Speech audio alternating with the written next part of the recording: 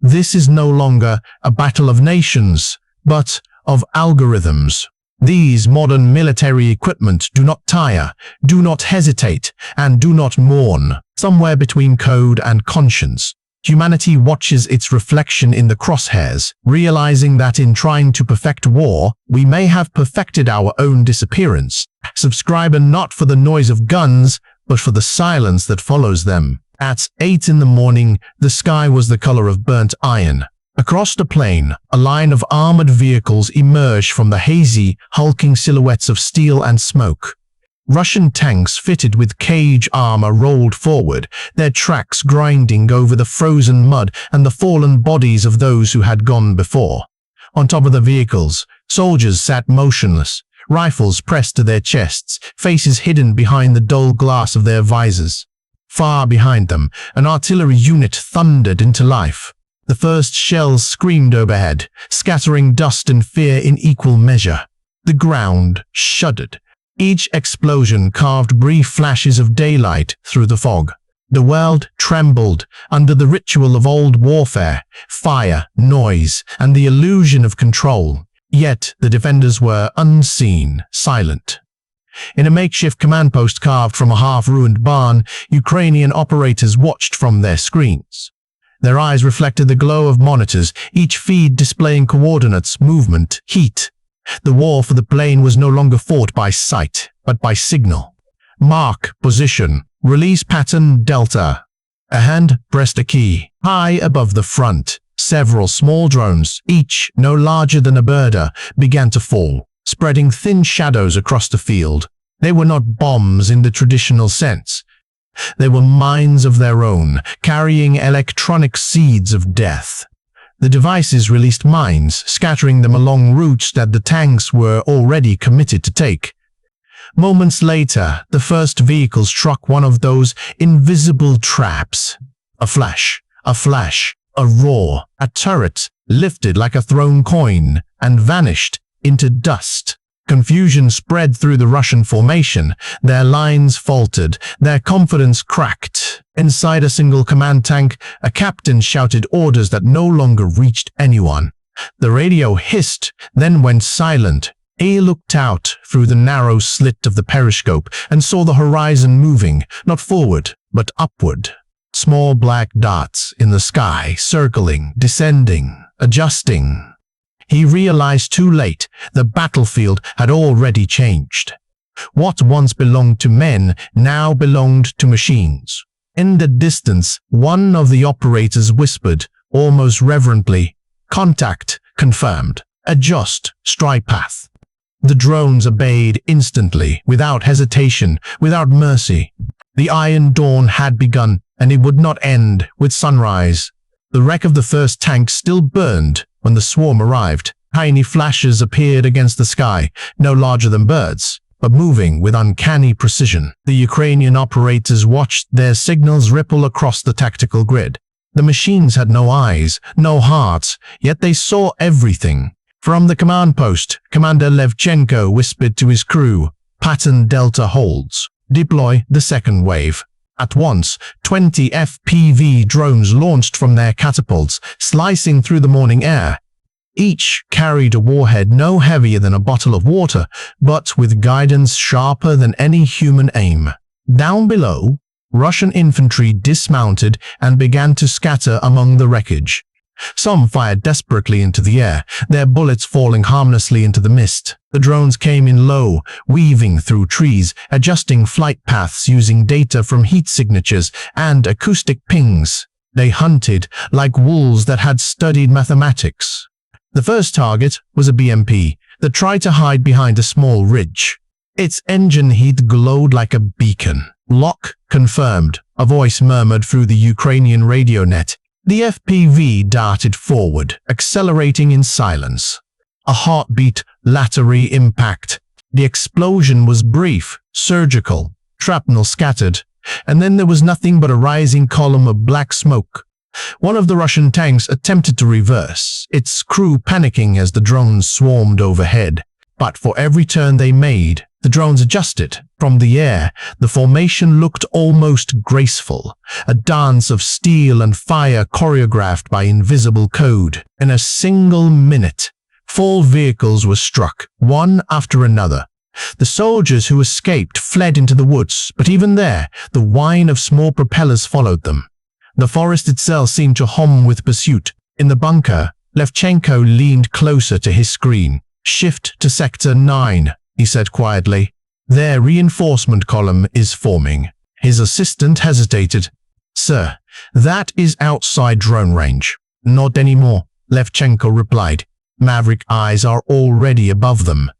At that cue, a higher drone reconnaissance grade, known as the Mavericks, began transmitting live imagery. The data streamed to artillery batteries miles away. Within seconds, the first 102mm shells began to land. Each detonation struck precisely where the drones had marked.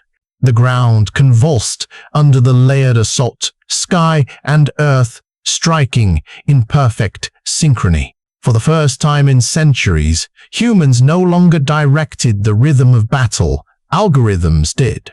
Men were merely witnesses, saints, hands that pressed buttons, hearts that tried to keep pace with their own creations. Above the plane, the last drone hovered briefly, its camera tilting down. The feed flickered with heat, smoke, and silence. Then it dove straight into the open hatch of the last surviving tank. The swarm had spoken, and its language was precision.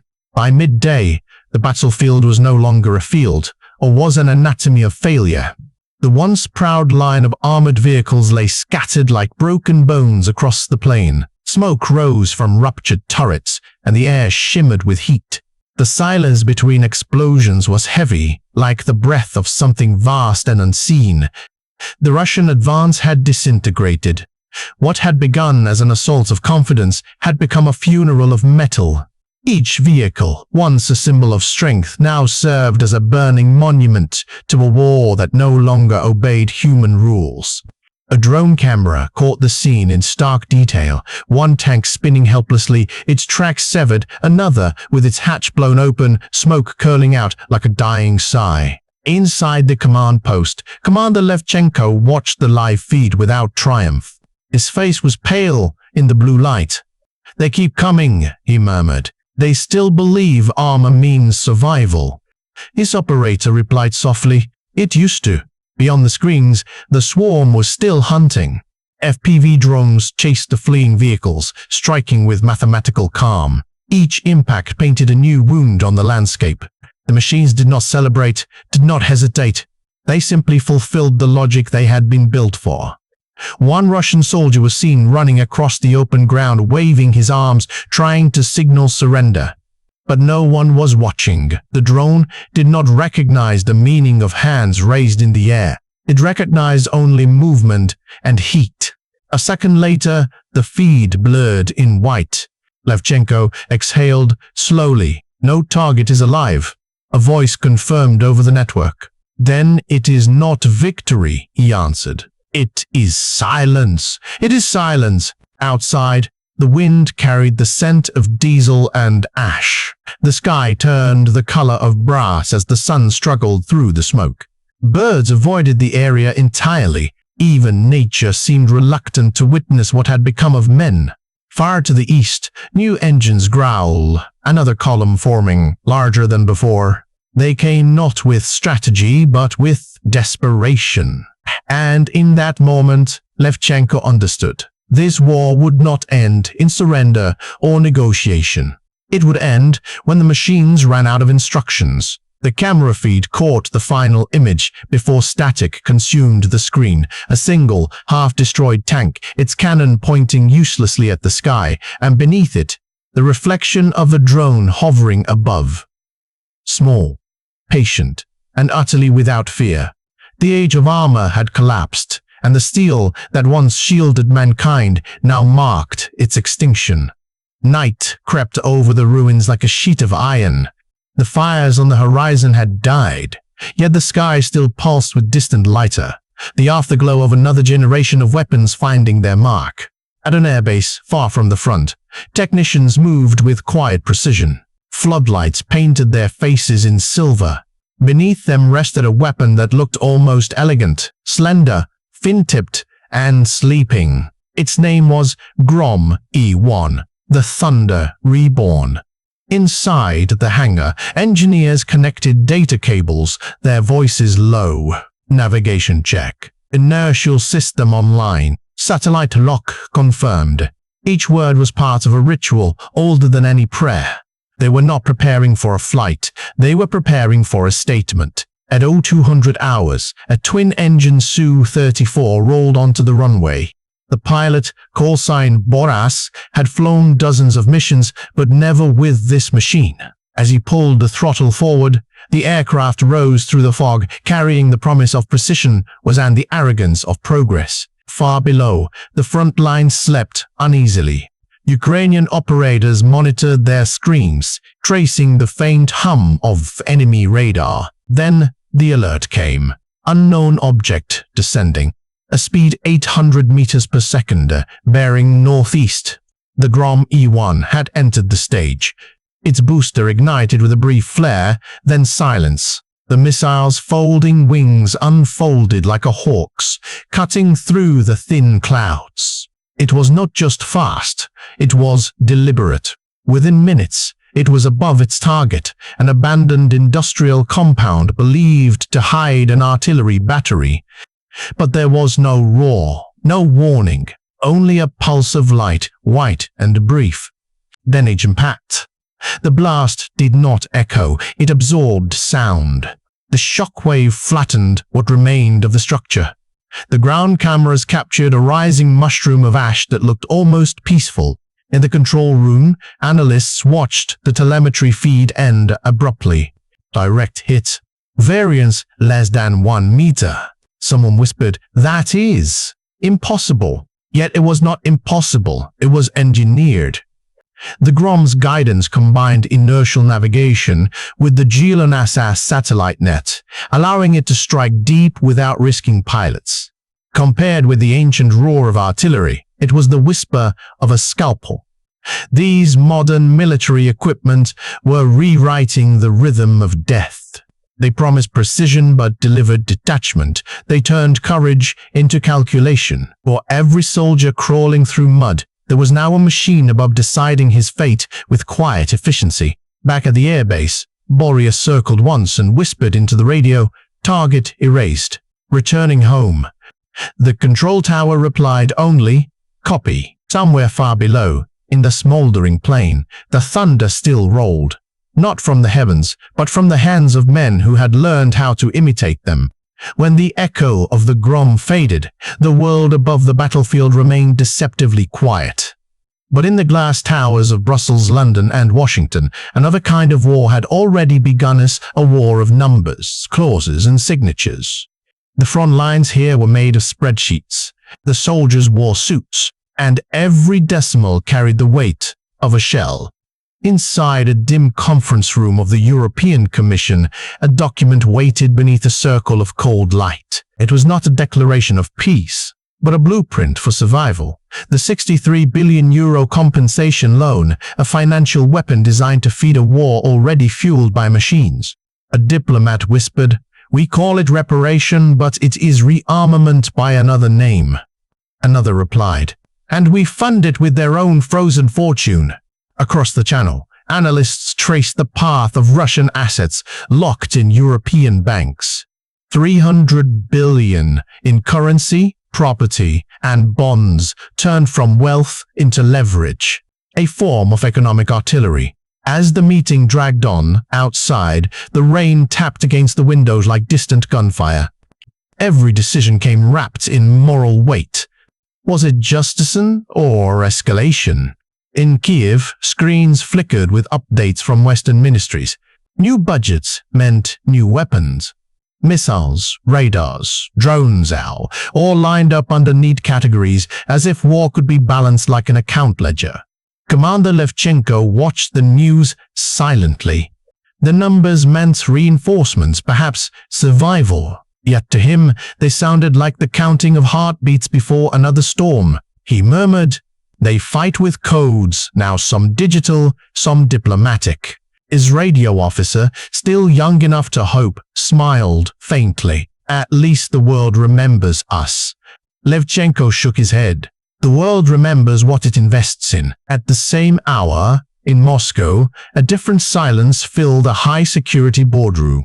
The Tactical Missile Corporation's engineers presented graphs, algorithms, projections. The Grom series, they said, was outperforming expectations. Production could be tripled within the year. One official smiled thinly. Then, we no longer need to win the war. We only need to outlast their patience. No explosions marked this battlefield. No drones screamed overhead. Yet every financial press release, every sanction, every approval of funding was a silent detonation rippling through the global order. In the 21st century, war was no longer waged solely by army essays. It was managed by markets, powered by data, and disguised as diplomacy. The silent equation had replaced the roar of cannons, and somewhere within it, humanity was still trying to solve for peace. Dawn returned again, pale and colorless. The battlefield had grown still, littered with the skeletons of machines. The drones had stopped humming. The artillery no longer roared. Even the wind seemed cautious, as if afraid to disturb the dead silence of progress. Commander Levchenko stood among the ruins of what had once been his command post. The screens were dark now. The cables hung loose, lifeless veins in a body that no longer breathed. Around him the earth still smoked faintly, carrying the metallic scent of oil and burned plastic. He looked up at the sky. An endless grey expanse, empty yet full of invisible watchers. He whispered, "When machines kill machines, who buries the men they replace?" There was no answer, only the soft crackle of distant fires. For months, he had commanded drones, artillery, and missiles with the precision of a surgeon. Each victory had been measured in coordinates, in heat signatures erased from maps. But as the machines grew more efficient, he found his soul shrinking in return. Victory no longer felt like triumph. It felt like subtraction. Something human was being erased alongside every target. At headquarters, a psychologist had once told him, "Automation reduces trauma." He had nodded. But now, standing amid the wreckage, he realized that automation did not remove pain. It merely delayed it, spreading it across the conscience of an entire generation. Far away, in cities untouched by the front, people watched filtered footage of drones striking tanks, of explosions filmed like cinema. They liked, they shared, they commented. The algorithm rewarded attention, not understanding. This, Levchenko thought, was the new moral frontline, not the trenches of Donbass or the skies above Kherson, but the invisible line between empathy and efficiency. He remembered an old saying his father used to repeat, a relic from another war: "A soldier's duty is not to kill, but to survive without losing his soul." Now, surrounded by the ruins of both men and machines, he understood how fragile that duty had become.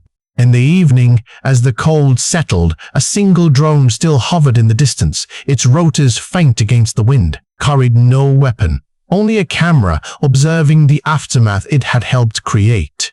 Levchenko watched it glide away toward the horizon, a tiny dot of light in the fading sky.